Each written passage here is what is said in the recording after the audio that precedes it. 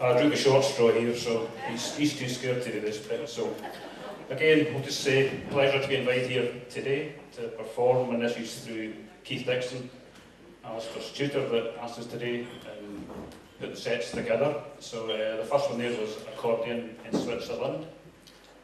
We're now going to go into a 4/4 march called Ian and Lilius of Braeside, who I believe are in here tonight.